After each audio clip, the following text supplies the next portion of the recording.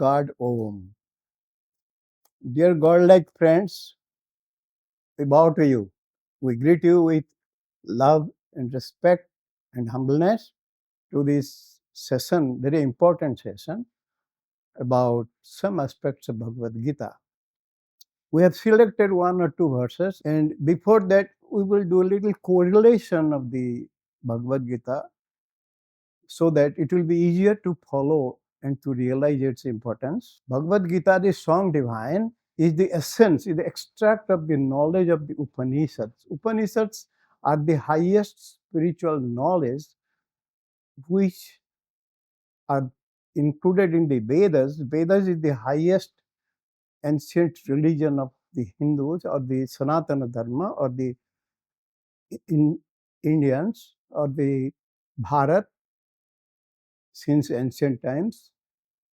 The history of Vedas goes back to 15,000 years approximate, and in every Vedas there is a ritual part, there is a main body, and ultimately at the end is the purely spiritual, practical spirituality. The aim is to be free from sufferings and to realize the truth. Only realizing the truth about oneself removes all sufferings and fear. And here, Bhagavad Gita was actually first taught by Bhagavan Sri Krishna, incarnation of God, and to his friend and disciple, the mightiest warrior Arjuna.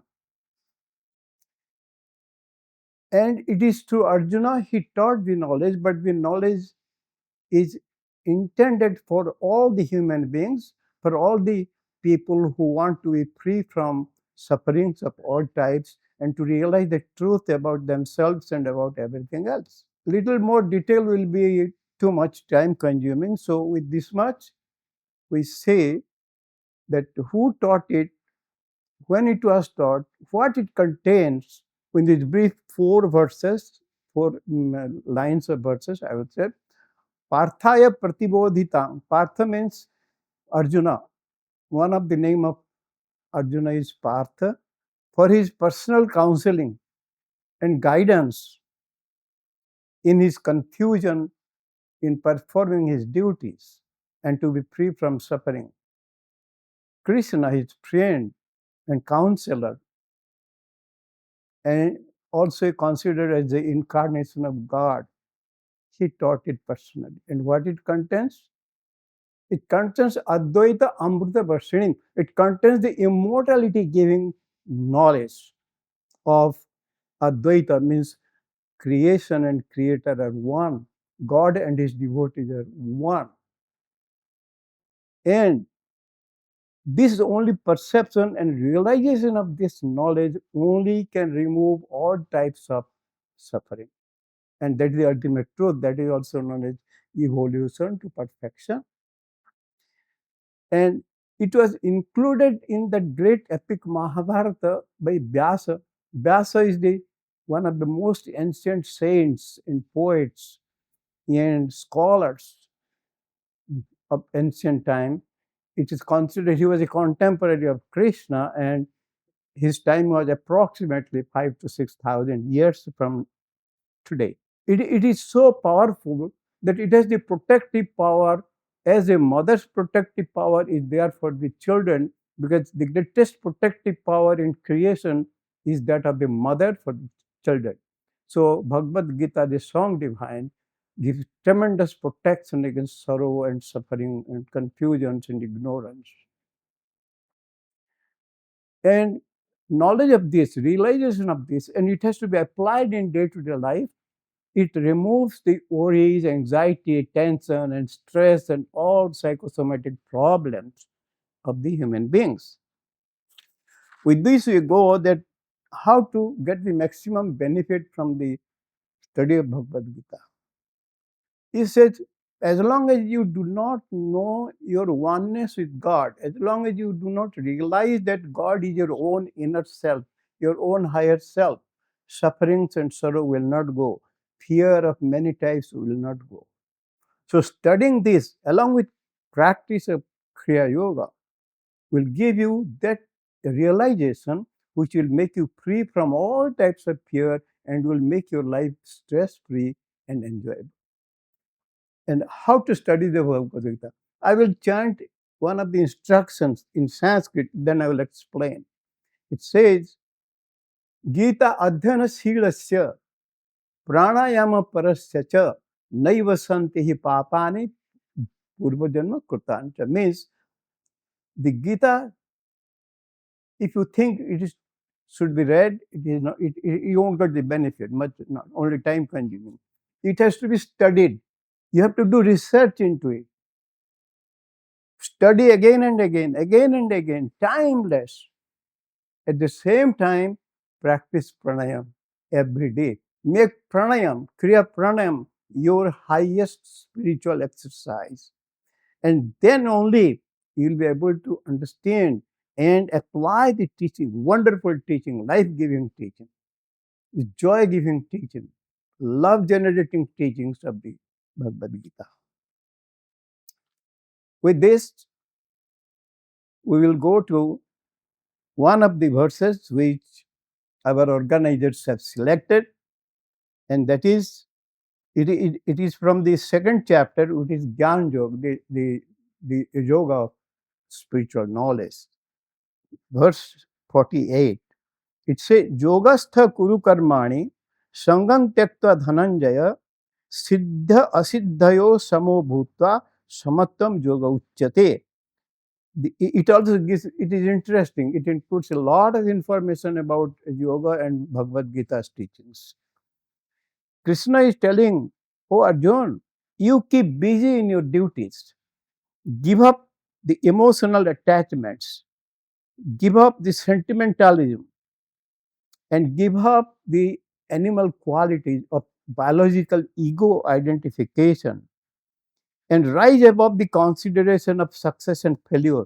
Rise above the consideration of pleasure and pain. Rise above the consideration and profit and loss. You perform, keep equanimity under all circumstances and perform your duties as a service to your inner higher self, or it is also the God self. This is yoga. And this equanimity under all the circumstances, your mind, your feelings are not fluctuating under varying situations of life, what is handing over to you as day-to-day experiences. You rise above it, and under all the circumstances, be of equal mindedness, even mindedness. The short, calmly active, actively calm. This equanimity under all the circumstances is also known as yoga. Means you have maintained your oneness with your higher inner self. This is called perfection of the evolution process from the insignificant unicellular being coming through all the stages of evolution. You have come up to the divine, the God. From God you started, God you realize. And then only there is charm of living and enjoying life. Here, some words like yogastha, you always associate mentally with your inner higher self or God self, and with that idea, you perform all activities.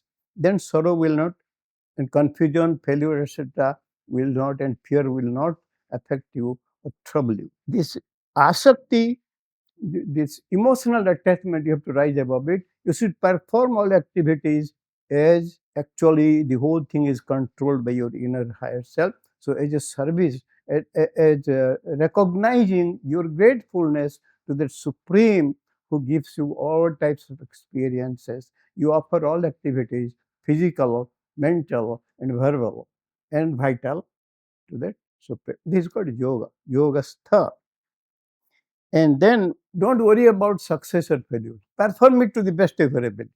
The moment you think of success and failure, a lot of concentration and effort is diverted toward thought of success or failure, which creates nervousness and fear and anxiety. So you cannot give your best to your effort.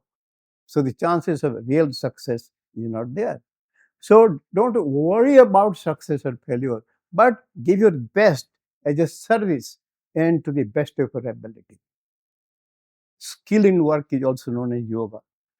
A skill means concentration. What is concentration? The mind is no more diverted anywhere. Single-minded attention. What is the nearest example? Is you must have seen the crane in a pond fishing, standing still, hardly any movement, single pointed, the sharp beak is there pointed, yeah, and he catches his prey. Similarly, Taila Dharavat means as you pour oil in a thin stream from a to another lower vessel from a higher vessel, one thin stream of oil, unwavering concentration. Then, like a flame, like a candle flame in a room where there is no air current, unflickering flame, concentration. And that concentration also is known as yoga. Thank you.